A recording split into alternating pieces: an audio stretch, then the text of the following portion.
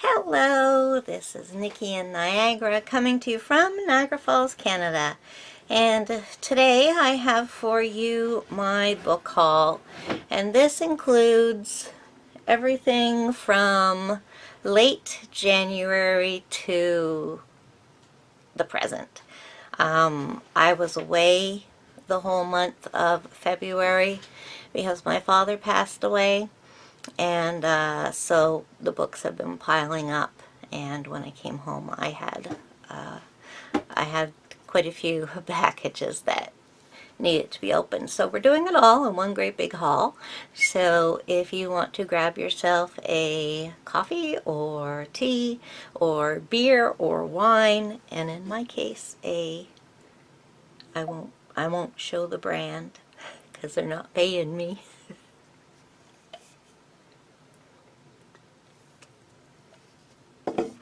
Alright, so the books are divided into two categories.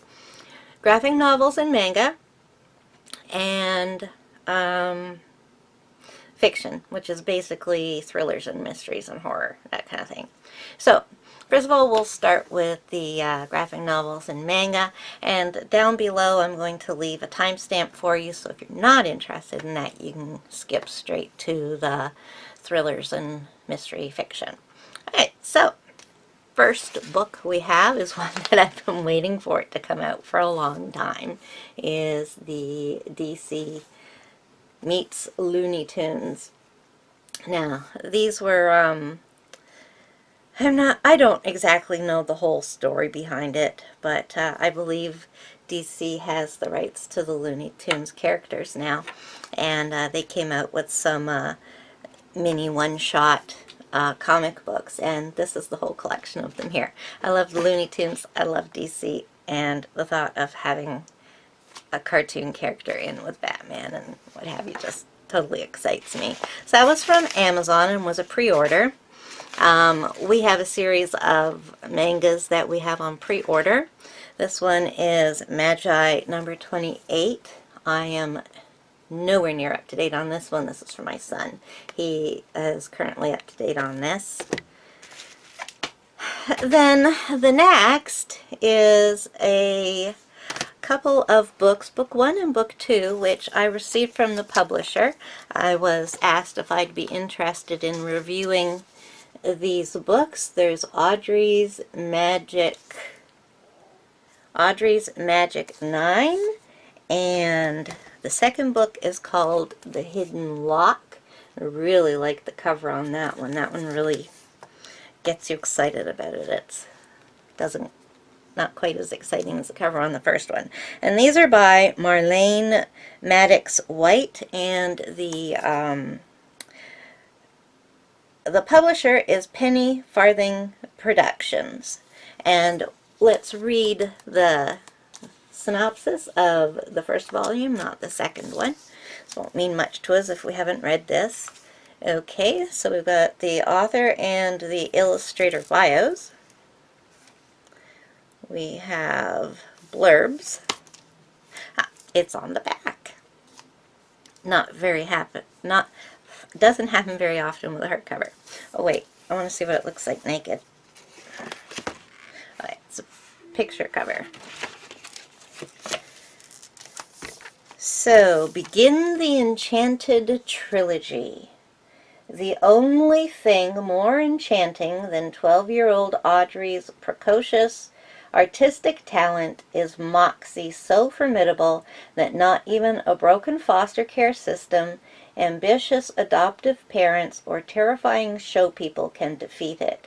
Armed with her trusty sketchbook and a magical fuzzy friend, this plucky heroine sets out on a quest to find all the members of a legendary council devoted to erasing the evil between Earth and a mysterious realm, featuring over 120 full-color pages and bonus short stories. Audrey's Magic 9, Book 1, is a fanciful all-ages trilogy on the power of the imagination. So, there we see, it is a juvenile book aimed at all ages, they say. So, the first and the second book in that trilogy. Then next, and you know what I'm going to do, is I'm going to get my reading glasses. Because I need them. And every time I do these book reviews, I say, well, I can't read it because I didn't have my glasses. So, here we go. Here I am. Now I'm a school marm. But I do like my green glasses. Okay, so next is another manga, and this is for my son. I've only read the first few volumes of it. I guess I should be saying manga. I always say manga. I like to.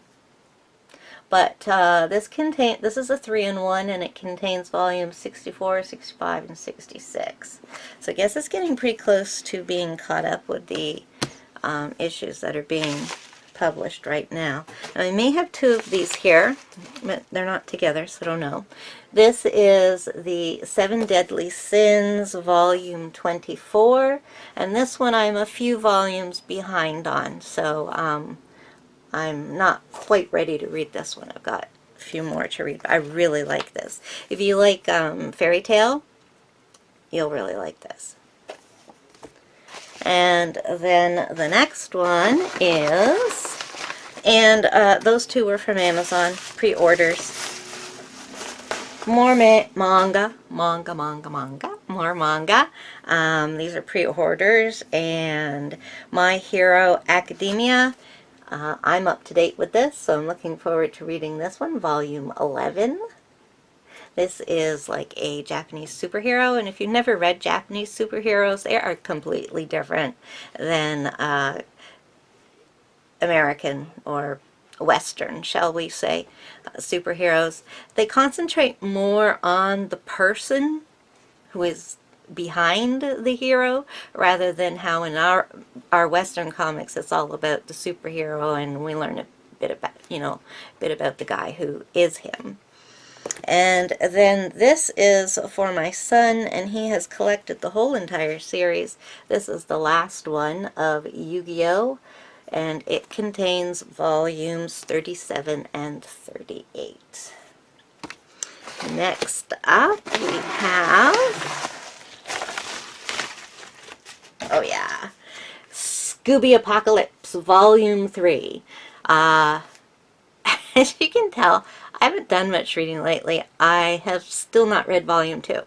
I absolutely adored volume 1 though. So, yeah, this gets us up to volume 3, which I believe is the end of the series. I really, really enjoyed these DC Hanna-Barbera mashups, or whatever they call them. Next is my absolute favorite manga author, and especially artist, is, let's make sure I say his name right, Junji Ito. This is Dissolving Classroom, and it is a collection of short stories. And I have read this. I got the advanced reading copy in an e-galley to read, but I really want to own all of Junji Ito's books because his art is just absolutely grotesquely amazing. Like, his pictures will just seriously creep you out, and I love it. Let's see if I find something in here right away. Oh yeah, like, how about this? Make sure you see her. I think you've got her on. Nope. Oh, Jesus, it's tough. No, it's this side. There it is. That's hard when you can't see the screen that you're showing. Okay, and then we have one more. These are both graphic novels. And these are from the DC Young Animal imprint. And I have loved all the books in this imprint as well. And this is Cave Carson Has a Cybernetic Eye, Volume 2. And I absolutely adored Volume 1. Really looking forward to that.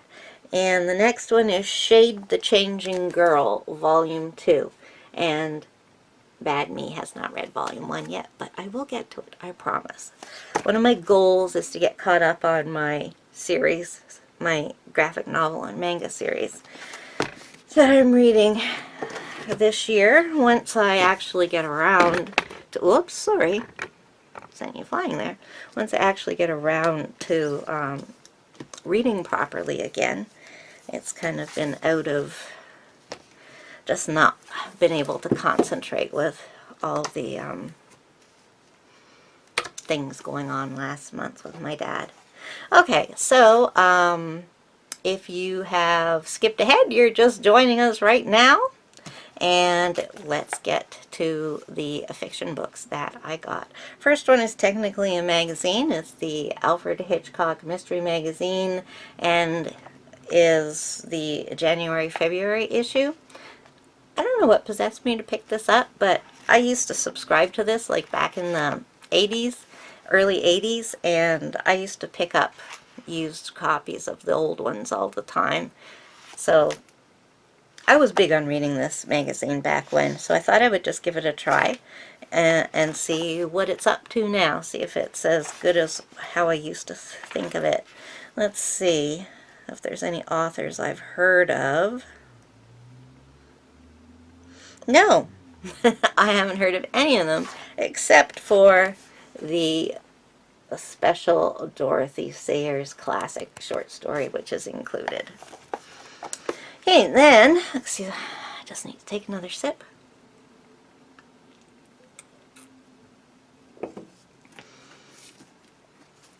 Next book is The Fallen Prey by Kelly Armstrong.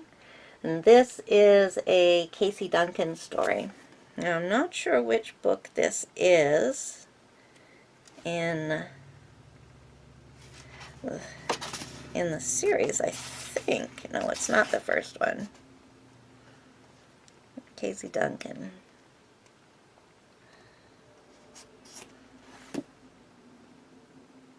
Oh, yeah, okay. I've read book 1. I haven't read book 2 yet. This is book 3. This is real. The first book was excellent. I just absolutely loved it. So I received this from the publisher, Doubleday Canada. They sent me this to review. So I am going to, I'm pretty sure I have the second book on ebook. So I'm going to read that and then quickly get to this. So you know what? Actually, I'm not going to read the back of it because who wants to hear about the third book in a series? But it takes place in northern Canada, up in the Arctic coldness, in a small isolated town where people who are given a second chance at life, like either they've committed a crime which they're escaping from, and they have to pay a bunch of money, and then they get a new identity and they get sent to this town where they have to live. Or they're a person like an abused wife who needs to get a new identity and escape and never be found, and they make up the town here. And Casey Duncan is a police officer, and so yeah, these are about the murderous adventures in, do they name the town? Rockton. Okay, now this next one I'm really excited about. This is Zero Day by Ezekiel Boone, and this is the third book in a trilogy by another Canadian author. I've read the first book, and I have the second book in my current TBR. The second one is called Skidder, and this one is called Zero Day, and it's the third and last book in a horror trilogy about that stars arachnids and paranormal stuff. The first book was awesome. Okay, then next we have, and this one came from the publisher as well. I did not request this. It was randomly sent to me, and I honestly can't see myself reading it because it is book 7 in a series, and I'm not going to jump in at book 7 in a series. I won't get anything that's going on. I've never even heard of it. Emily Windsnap and the Falls of Forgotten Island. So this is a, I would say, middle grade book, since it has Yeah, it's chapter header illustrations. It's from Candlewick, and I will read the back of it just in case you're reading this series and interested in it, or let's spark our interest and see if I will read it. While vacationing on a secluded island, Emily Winstep finds herself swept up in an ancient prophecy as this series continues. Emily promises her best friend, Shona, there will be absolutely no adventure on this vacation, just plenty of fun and relaxation. But excitement always seems to find Emily, and before she knows it, she ends up on a mysterious island that can only be reached by half-mers, like Emily and her boyfriend, Aaron. Oh, so they must be mermaids. The people who live on the island believe in a prophecy that foretells how they can be saved from an impending earthquake, a prophecy that involves Emily and Aaron, as well as a mysterious giant. Will they be able to find the giant and fulfill the prophecy before it's too late? That actually sounds quite interesting. Used to be really big on fantasy, though I haven't read much in that genre for a few years. Kind of did an overload on it. What's the title of the first book in the series? Does it say? No. But this is an advanced reader's copy, so it's not the version that will go out to the public to buy. Okay, so got a couple more left. The next one, and I'm quite looking forward to reading this one here. The author contacted me and asked me if I would be interested in reading his book. It's called The Sacrifice by Alec Caruso.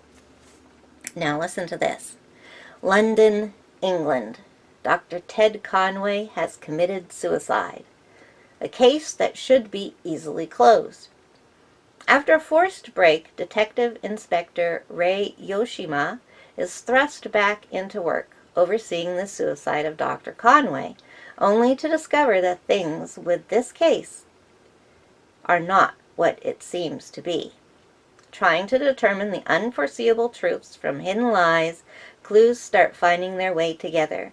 As the case begins to unravel, it forces Yoshima into a whirlwind of discoveries, sending her to Cologne, Germany.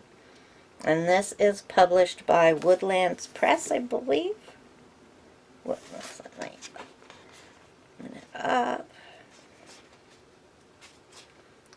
Yeah, Woodlands Press. And just look at this. I have got a signed edition. Thank you so much, Alec. I'm really looking forward to reading that, and thank you for signing it. And finally, the very last book is called 84, and it is by Claire North. The blurb on the back does not make the book sound as interesting as the publisher's blurb that I read. I shouldn't say blurb. They're not blurbs. Synopses. The publisher's synopsis on their website makes the book sound a lot more exciting than this one does on the back, but it gives us a little bit of information about it. So, from World Fantasy Award winner Claire North comes a haunting and hallucinatory vision of a future where capitalism has reached its most extreme form. I love dystopian books, and this shall actually be quite interesting since most dystopia tells about a socialist, communist, or fascist type of, or even imperialistic future. Not very many of them deal with a totally 100% capitalistic future, so that makes this interesting to me. Theo Miller knows the value of human life to the very last penny. As an employee of the Criminal Audit Office, he assesses each offense that crosses his desk to ensure the correct debt to society is paid in full. $9,000 for possession and consumption of drugs, $45,000 for manslaughter, $84,000 for murder. But when a visitor from his past is murdered while trying to expose a scandal, it's one death he can't let vanish into the balance sheets. The back doesn't do blah, blah, blah, blah, blah, blah, blah, blah, blah. The back doesn't do too bad of a job. I know it sounded a lot more exciting when I read about it. So this I did request, and it came from the publisher, which I believe is Hatchet Book Group, HBG, Canada. Thank you very much for the books, Hatchet, Doubleday, Random House, and authors. So that is my book haul for the last week of January to the current first week of March. I do have a book from, not a book, I guess I don't need these on anymore.